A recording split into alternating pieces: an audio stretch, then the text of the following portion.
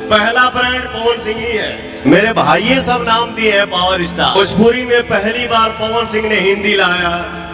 Level क्या होता है ये पवन सिंह ने दिखाया। ये पहली बार, वो पहली बार।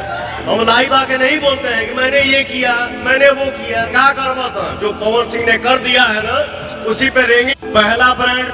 तो दोस्तों अपडेट होने वाला कुछ खास, क्योंकि दोस्तों अभी गाने के लेके मैटर एक उठा हुआ है कि खेसारी लाल का ज़्यादा गाना चल रहा है।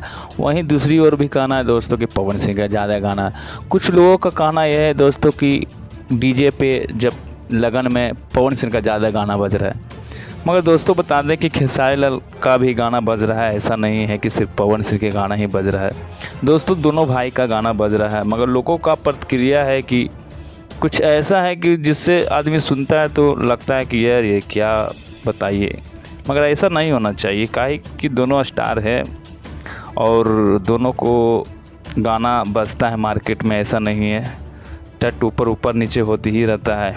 ये तो सब श्रोता का प्यार है, आशीर्वाद है दोस्तों।